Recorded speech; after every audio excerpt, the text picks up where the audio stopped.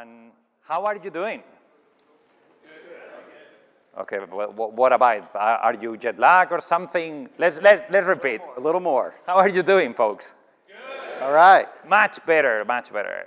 So we are going to be here today with you to speak about modernization. We are going to be here to speak about how you can use patterns like, for example, a strangler and a leaf and layer to get that thing sorted. And also how we are going to use Amazon Event Bridge. There is one caveat that I would like to tell you. This session is level 300. So we are going to move you across what are the architectures, what are the things that you have to think about it, and at the end we will show you a specific demo on how to do these things. There is going to be a specific line of codes that I'm going to show you, about what is needed. So my name is Jorge Alvarez, and with my colleague Jeff Escott, we are going to speak today about event-driven architectures with a strangle and leaf and layer pattern. So with that, we can kick off. But probably it's not Jeff and I, the ones that we are going to explain what is this. There is going to be two characters with us today that are going to explain about the journey. We will have Jill and John. Yeah, I know. We found the specific names that all of them start by J. Jeff, Jorge, Jill, John. We are really creative. So if we take John is had 20 years of experience of development. He's really awesome. He knows a lot of frameworks. He knows JavaScript, he knows Node.js, he knows .NET, something like that. But he doesn't know Java, which is a particularly issue. Because John has been hired for this company, any company, to maintain and create new functionalities for the solution, the Unicorn Shop. And you know what? It's based on Java. So I don't know who exactly hired John, but here we are. And this is Jill. Jill is our product owner, and she's very experienced. She has over 20 years experience in this role. She knows the company, she knows the application. And she's tasked with defining the new features and functions for our application to deliver value to our customers. She's always forward-thinking, and I know she's got some great ideas that she's going to challenge me with today. Thank you so much for the introduction, John. So now you understand why I wear this, or at least because I was trying to look like Lou. So let me explain you about the application. We have the Unicorn Shop, 20 years old application in Java. It's one of the biggest achievement goals that I ever had in my life. And it helped us to get the things sorted. So it helped us to be leaders on the market, and essentially help my company to get people to buy their love assets related to specific things like unicorns. So, for example, things like dress, things like floats, things like that. But lately, what is happening is we are losing the market. We are getting other competitors catching us because we are not fast enough. This monolithic application is stopping us to innovate. So I have the CEO there, somewhere, sitting, and I know we have budget this year related to hire new people for getting things sorted. What that people is going to do is to have a particular duty. But before to do that, I need to speak to John, because I don't know if that is even feasible. So, John, I have an awesome idea. Awesome idea? Yeah, let's hear it, Jill. So, essentially, I was talking to the CEO and helped me to hire some specific people. Okay. These people are going to get information when our customers sign up in the Unicorn Shop, but I have something else much better. Better? Yes. I got an agreement with a third-party tool, in this case Slack, that allows me to get that people notified in their systems. Wait a minute, Jill. Did you say third-party? Yes, I see your face. You might not like it, but you know what? You have been hired for this, so go ahead.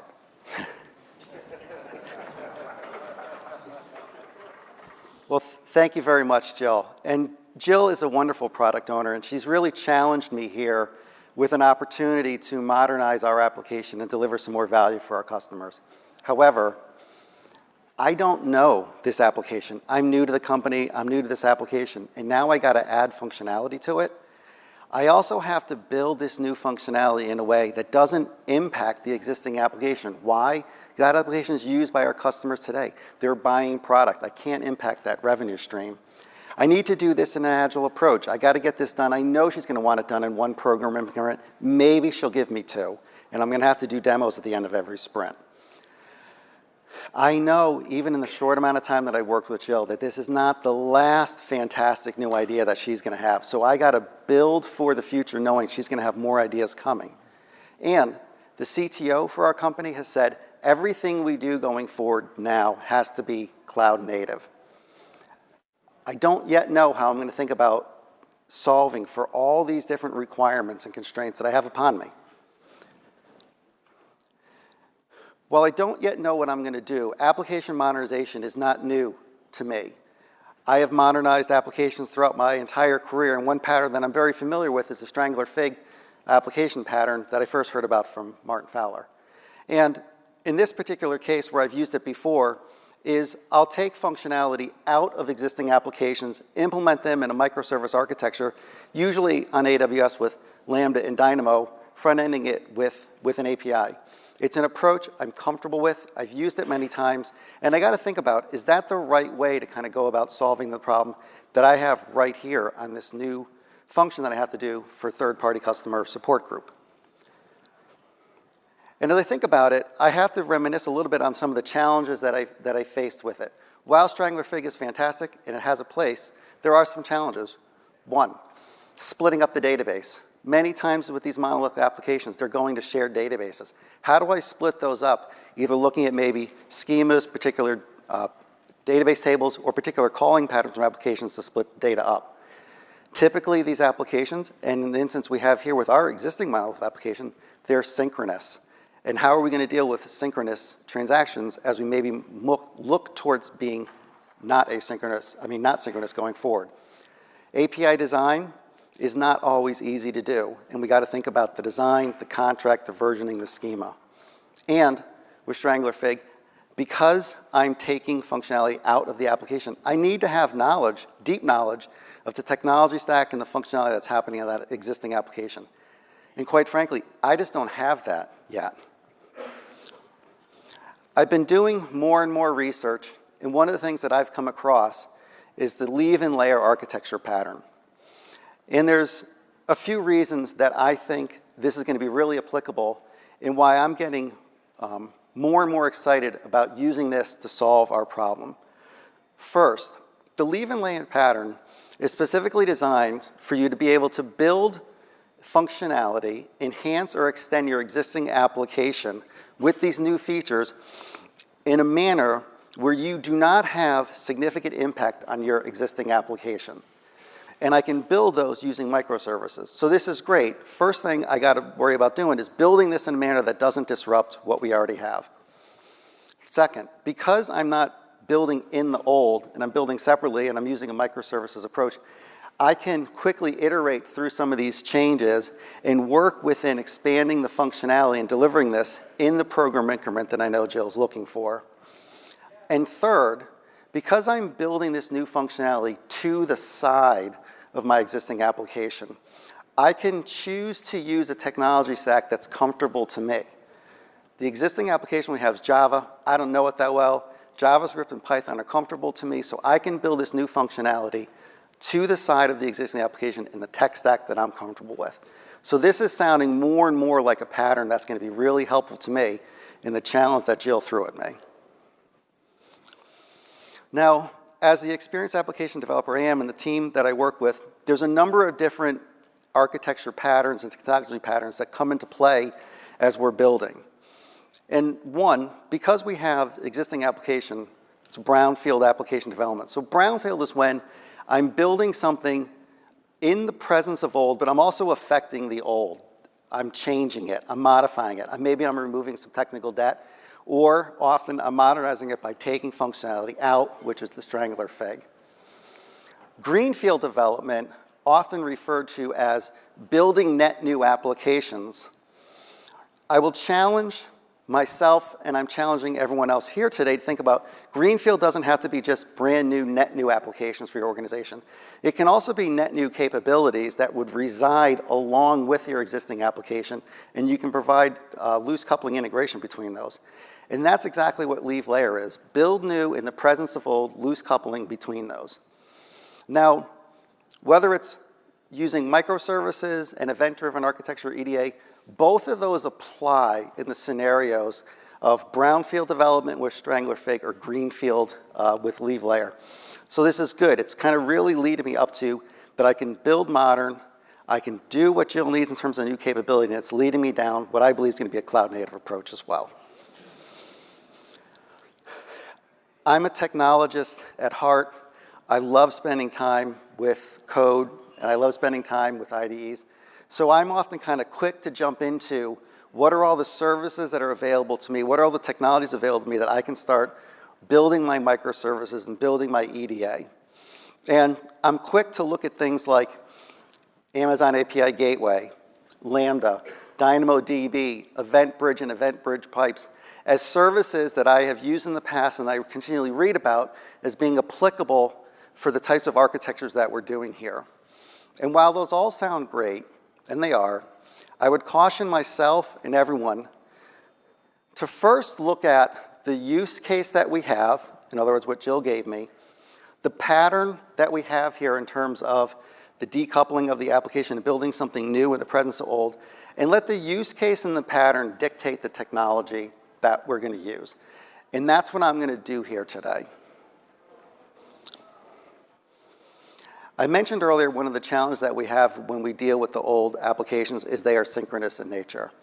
And more, I've been reading up and I've been practicing the technique of asynchronous communications in my applications. And I kind of go back a little bit in time to when I was at reInvent 2 years ago in 2022 when I heard Dr. Werner Vogel speak, the CTO of Amazon, about the world is asynchronous. And I'm curious here if anyone here was at the event when he was talking about it during his keynote and heard about it. I was there. I watched it a couple times on YouTube as well. It's great. I'd refer you back to watch to it because he introduces the idea of drawing the parallels between the world we live in, nature, is asynchronous, and how we should strive to build our systems to be asynchronous as well. And we've grown accustomed to many of these things already. Email, text messaging is asynchronous. When you buy something on Amazon.com and you get that wonderful email that says, thank you for your purchase, even though it comes pretty quick, it is asynchronous. So I'm going to be looking more and more on how I can use asynchronous communications, especially in this case here where I'm going to be dealing with third party. What if they're not available? When we think about event-driven architecture, there's a few components that we all need to kind of ground on in what's involved. The first is the event producer. This is the system actor that is actually creating the event that is happening. Things like new customer, order made, insurance claim because of an accident. Those are the events and they're produced by a particular system. The consumer, independent from the producer, takes an action based upon that event being happening. And when I first got introduced to EDA, one of my mentors explained to me that EDA is really simple. Something happens, someone else does something because that happened. And that's really what we're talking about here. Producer creates an event, consumer does something based upon that event. And connecting it all together here in the middle is our event broker. The broker is the pipe between the producer and the consumer, and it will do things like filtering, routing, and typically the brokers are either push or pull-based models. Now, as I continue to kind of move through my journey here, I think about how could I implement this on AWS itself?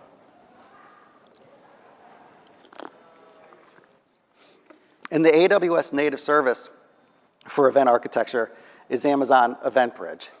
And it hits on all the elements that I mentioned before in the components of EDA. First, at the core of it, the EventBridge, we have the bus. The bus is that broker. Now, by its nature, it is a push-based routing mechanism, and I'll talk a little bit more about that. But the bus is what's going to handle the events coming in and pushing those to consumers downstream. And we have 3 different event buses on EventBridge. The default event bus, which works with events coming from AWS services, the custom event bus, which we're going to be using today as we build this functionality for our Unicorn Shop application, and the SaaS event bus for upstream SaaS platforms. Now, in the event bus, we're going to create rules. And those rules are going to do three things. First, we're going to define the targets, which are what are those events that we should be looking for to match patterns. We're going to be looking for patterns coming in as the events from the event producers. Now, based upon those patterns, we're going to direct those events to particular targets that we're going to define within EventBridge and in the bus. And the third part of the bus is we can actually do transformation, meaning the likelihood that the data that's coming from the producer matches the exact schema that the data that the consumer wants is often unlikely, and I'm probably going to guess not very likely here in what we're doing with integrating with our customer support group, customer welcome group, with Slack. So we're going to have to do some transformation, and we can do that all natively right there within the service.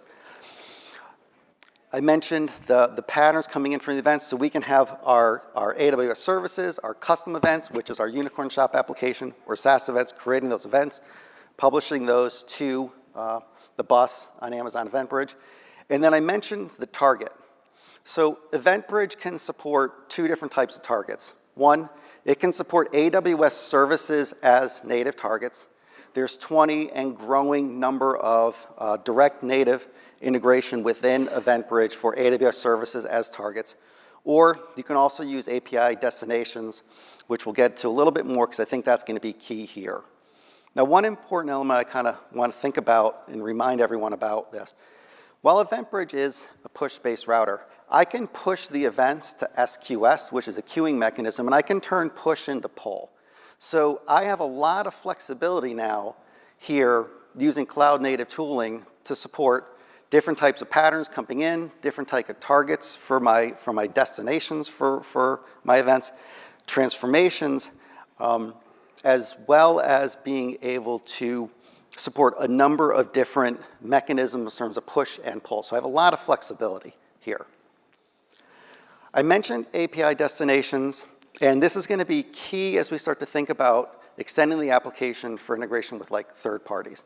So API destinations is where I can set in the rule, I can set any HTTP endpoint as the destination for the event in that rule. And that's going to be really powerful to me as I extend this application to provide that asynchronous integration with that third party that Jill signed us up for. Now I'm going to bring us back to our existing application, which is on AWS today. So I got my Java front end on EC2, and I got my SQL database on EC2 as well. And now I got to start thinking about how I'm going to apply all of this to extend this application with EventBridge using the pattern and not mess this thing up. And I mentioned before, think about the use case, match it to the pattern, and then match it to their services. So I'm kind of deconstructing in my mind the use case that Jill gave us. And while new customer is already a functionality in the system, I can see how new customer is the actual event that's going to be key to driving this whole new interaction that we have. So I got the first part. I got an event that's happening from a consumer producer that's producing it. Third, the welcome group. Third-party group, don't know who they are. They gave me an HTTP endpoint that I can connect with. They're going to be the consumer, meaning they're going to have to get notified when some new event happens, like the new customer, and they're going to take an action upon it. So now I know I got the second element here of the ED architecture. I got my consumer. And third, I'm going to handle a brokering mechanism that's going to kind of provide that connectivity between the producer and the consumer. So I got all the elements that make this up. Now let's see how well that kind of fits to the technology of EventBridge. So I can see I got my event, I got the event bus. In this case, I'll be using the custom event bus. And within that event bus, I'll be having my rules that are going to be matching on the patterns coming in from Unicorn Shop application, which is going to be new customer. And the rule is going to do some transformation because the data associated with the new customer event is not in the exact format that my customer welcome group is going to be looking for. And I'm going to be using API destinations as the target within my rule because this is not a native service, it's a third party. It's Slack that they're going to be using to get their messages inbound. And API destination is going to be great for me to do that. So I can see how all of this together allows me to solve this in a way that addresses the use case that Jill gave me in terms of integrating with that external party. I'm doing minimal work to my existing applications so I don't want to affect that revenue pipeline that's happening in there. And I'm building this 100% cloud native, which is a directive from my CTO. And to kind of connect it to what we were talking about earlier, we can see how I'm actually building Greenfield. I'm building net new capability, which is that integration, that functionality for sending events to the third party. I'm building that brand new, and I'm using leave and layer, which means I built it next to my existing application.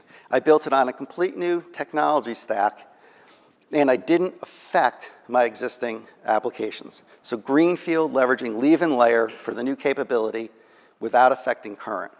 Now, I mentioned earlier that when we do this, that I can have minimal impact on existing application. None of this works without having some ability, I shouldn't say some, with a needed ability that the legacy application has to produce an event, and it doesn't do that right now. Common patterns to do this are interjecting some code where actions happen, sometimes user actions happen, in the legacy application, or using combinations of triggers and procedures at the database level to kind of capture things there.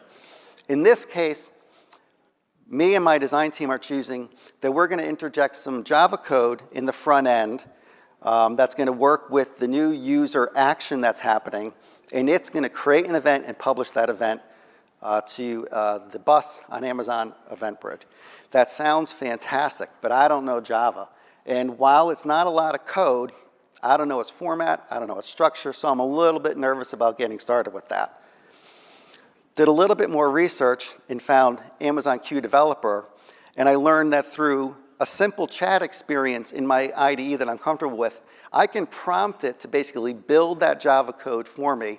So now I can build that code to create the event, insert it into my legacy application, like I said, minimal invasion in there, and now I have the production of that event that's going to get pushed to Amazon EventBridge with my new Greenfield development that I did with leave and layer. That sounds awesome. You know, it is. You learn a lot in 25 minutes. I'm so impressed. Okay, thanks so much, John. So as we explained beforehand, we are going to have now a demo. You are going to see all of these, essentially how it works, and what we produce here, as you can understand, what are the different pieces that have been explained in the architecture. So let's start with what is our application.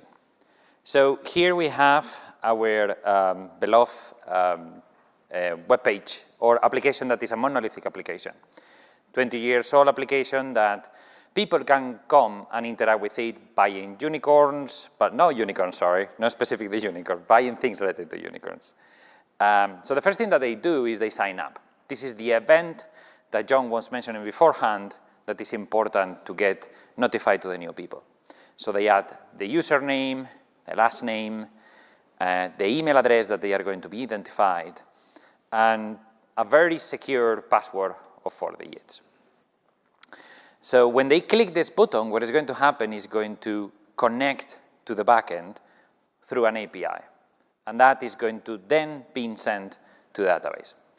So the user can log in with the email that they provide beforehand and the password.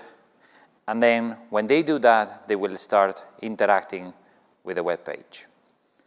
So they can go and select, for example, specific things like the unicorn float or the hip hop or even the dress. All of that is going to be connected through REST APIs. In this case would be the basket controller API. So after that happens, we can log out, and now we can go to the AWS console to see exactly how it works. So we are going to open now the EC2 console piece. And we are going to show you what is the structure that it has been explained about this legacy application. As mentioned beforehand, the application is composed by 2 servers. We have the database that is going to have a relational database, and then what we have in the front-end/middle layer is the Java application with the front end, and then the communication with the database. Simple, right? Nothing special. But that's the thing that is stopping us to modernize and to get better on the market. So the next thing that we are doing in the demo is, okay, you need visibility, you need observability.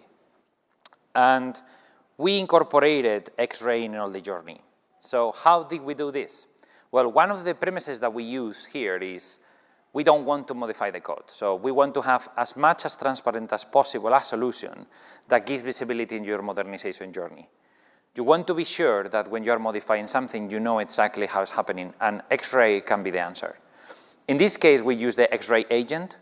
So when you are spinning up your EC2 instance, you download the X-ray agent for Java. And using auto-instrumentation in your user data, you add the script on where you are instantiating your application plus the X-ray agent. Automatically, it's going to produce the headers and information needed for X-ray to show you in the map. So that's going to give you the information about how is the traceability working and how the calls are happening from the client to the middle layer to in the end, to the database. That's for observability, but now let's go to the code. So essentially the things that you need to modify, because there are some pieces that you need to modify. So we are going to start with this application, which is a Java application, and now the thing that you see here is 6 different APIs. Starting from the top, we have the basket controller, which was the one that we showed when you select the different components when you are buying something. But the one that we want to focus specifically is the user control Java application. So here you can see that it's very simple. So you have a user that goes sign in and is going to create the entire event in this case. But this event is going to be sent to a database. So in total, there are around 10 lines of code. And in this constructor, this is going to be the place where we are going to modify the information, modify the code to every time that there is a post to create user, we will have that information sent to EventBridge. But as John mentioned beforehand, he doesn't know Java. So he starts to use in the demo Amazon Q Developer. And the first thing that he's doing, he's using the chat because he wants to understand what is happening in that user control Java application. So he's asking very politely to Q, hey, can you tell me exactly what I need to modify, what are different steps based on the code that I have here on my right-hand side. So Amazon Q Developer is taking the context of the open code and is giving not only the solution in code, but is also giving the steps. One of the steps that is providing here is you need to provide permissions. If we think about our Amazon EC2 instance and need to speak to EventBridge, you need to provide that permissions. In the demo, we don't have that steps done, but we would like to highlight that is something that you need to do there, okay? But rather than copy-pasting the code, figuring out exactly what John needs to do, what he's using right now is to use the dev tab of Amazon Q Developer, which is different from the context, which is different from the chat one. So what is going to happen with this tab when John is asking Q Developer, hey, I'm going to modify this user controller Java application, and I want to have a connection to an EventBridge. Amazon Q Developer is going to take the entire project.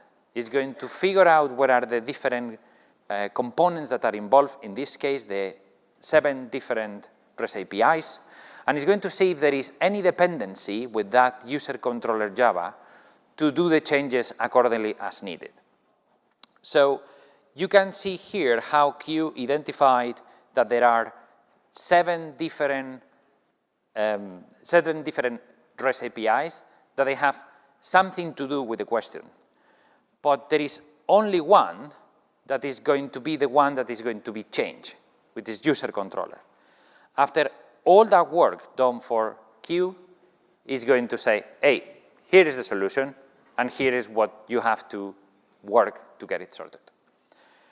So when John clicks in Amazon Q Developer and says, okay, show me what is the answer, in this case, the IDE VS Code, but it's the one that he selected, is going to show what it was the application beforehand and what is the application right now.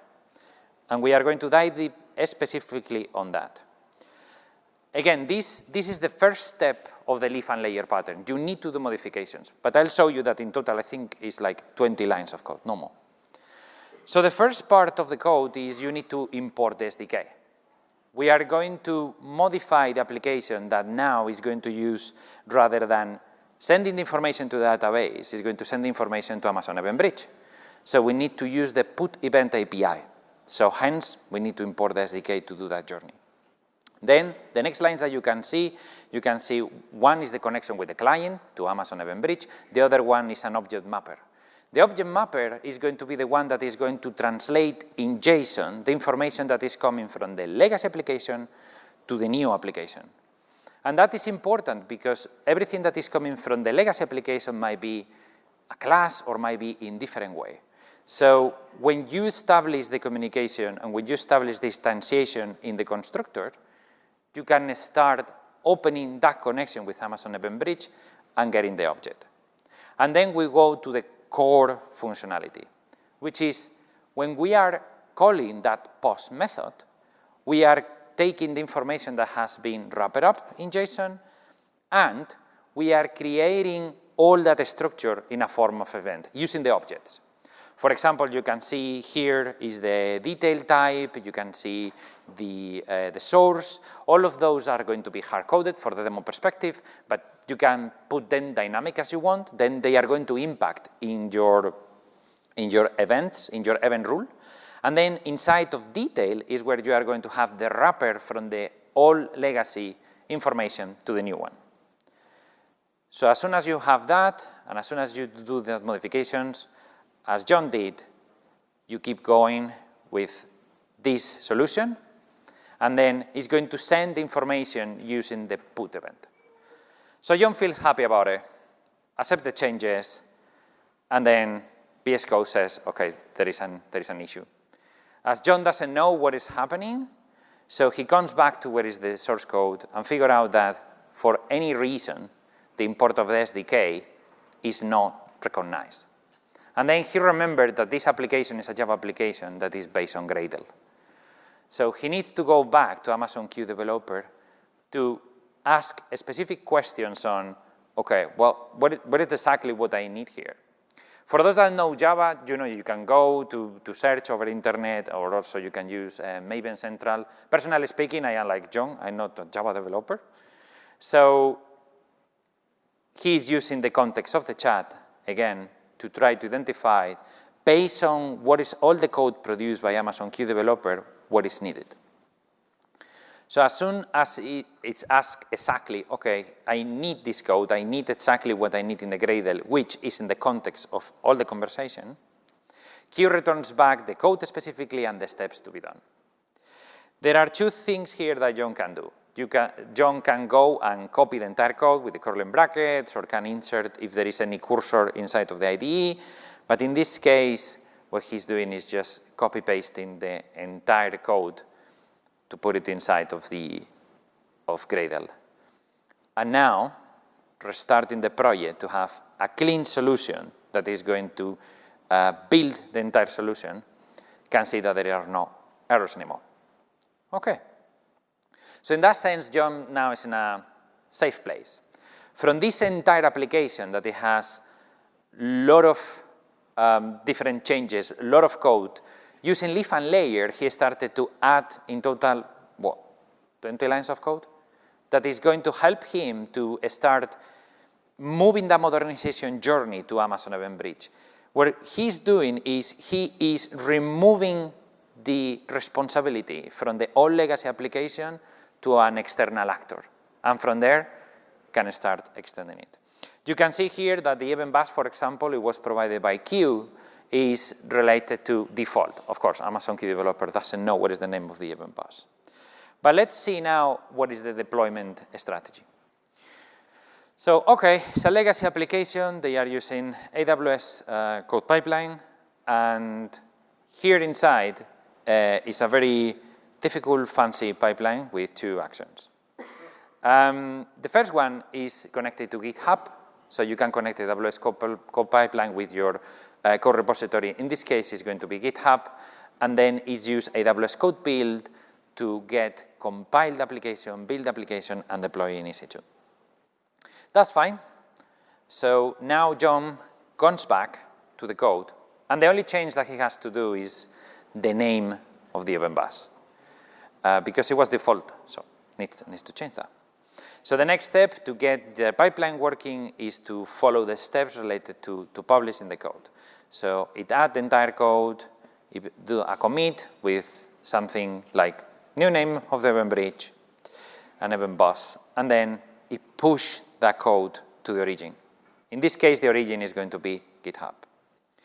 Coming back to the AWS console or coming back to the AWS code pipeline, he doesn't want any banner there anymore, and now code pipeline, AWS code pipeline is starting. So what AWS code pipeline is doing here is getting the notification from GitHub, is going to GitHub, downloading the entire repository, put it in an Amazon S3, and then passing through all that code repository, in this case, to AWS code build.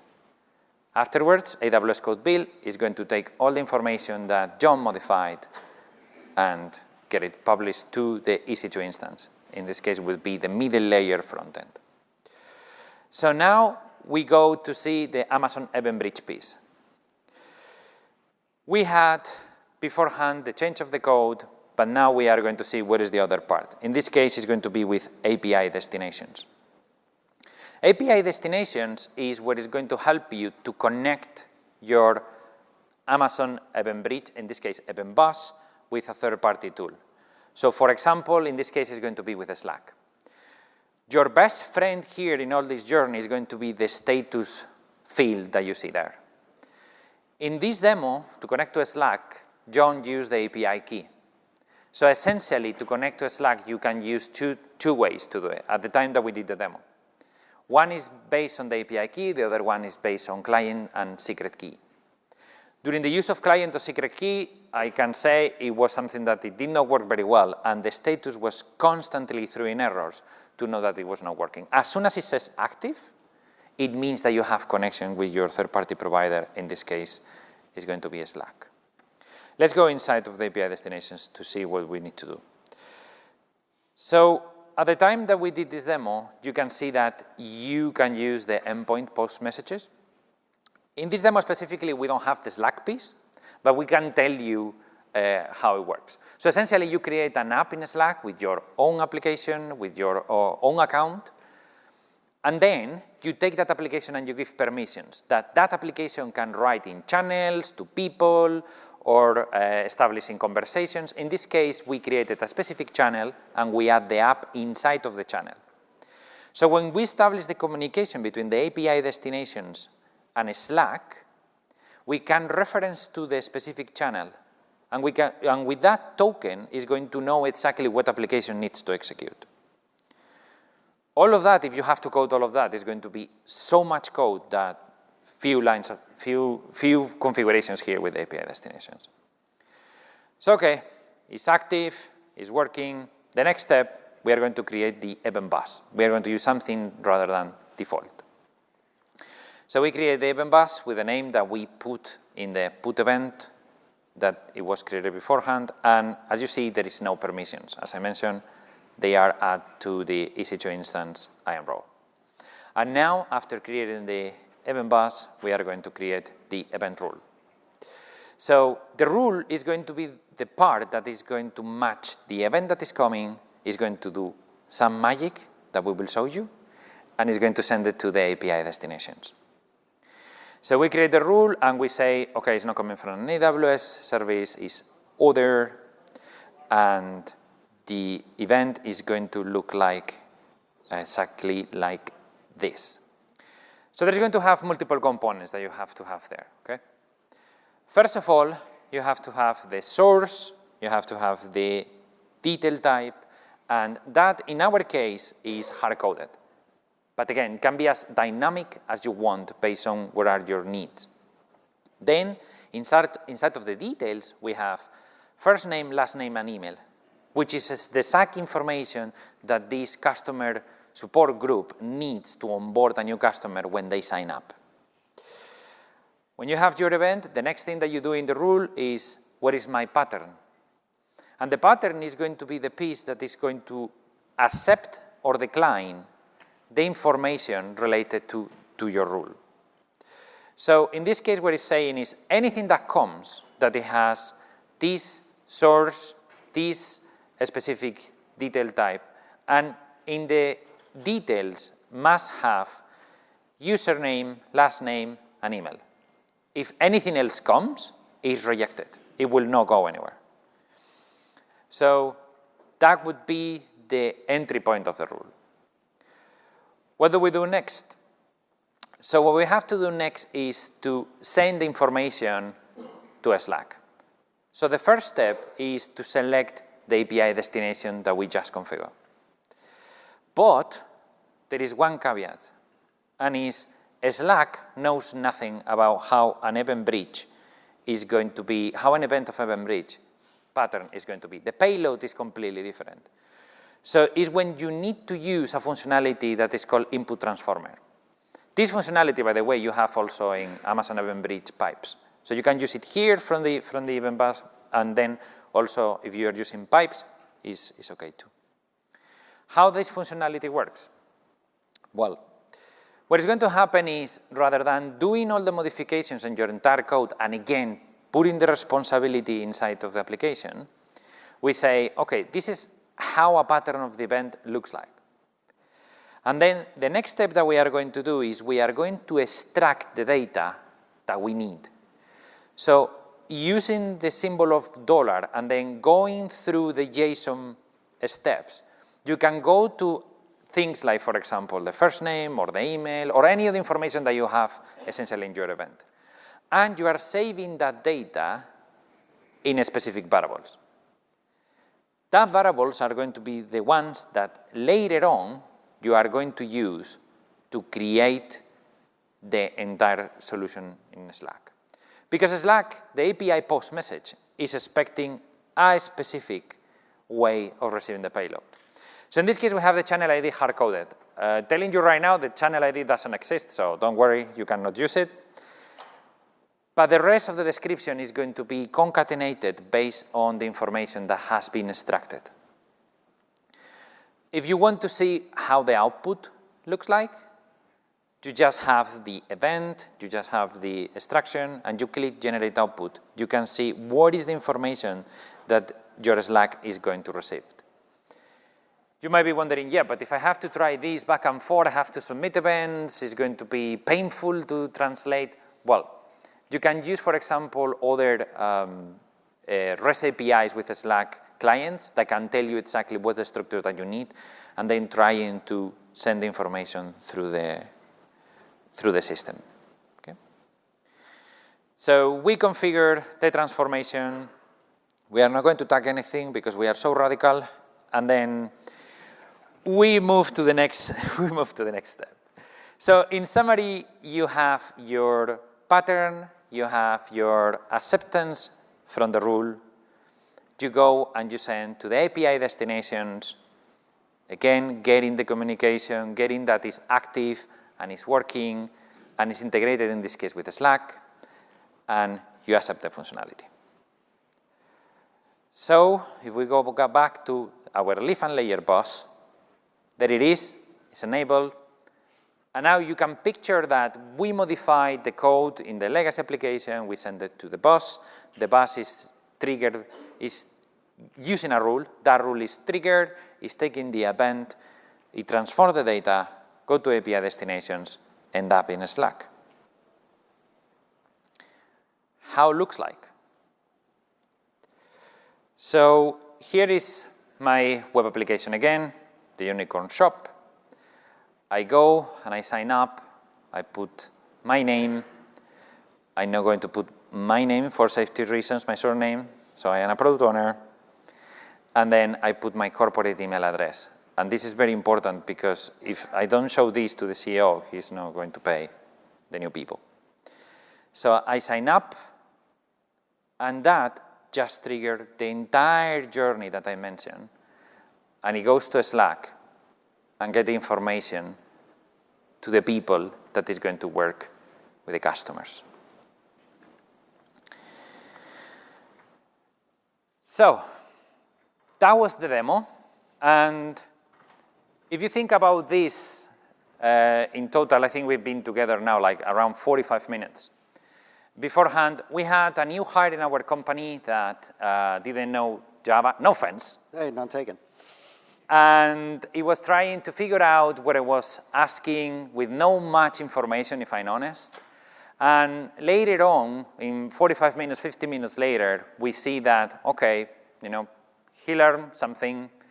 There is the new functionality, there is new architecture.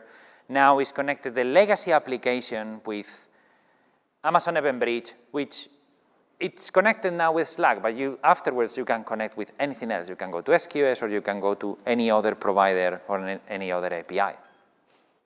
After that, you only have to expand that functionality as you wish, and your legacy application doesn't have to be touched.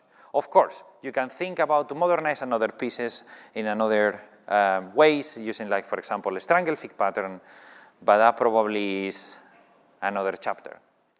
So now we are not Jill and John anymore. So Jorge and Jeff coming back. This is our LinkedIn page. Please, please, please fill the survey if you like this. If you didn't like it, well, your choice. And no, jokes aside, please. I hope you enjoy re:Invent. We are one of the first sessions that you have, so it has been a pleasure to have you here. We are in touch. We are going to be outside for any question if you want. Thank you so much.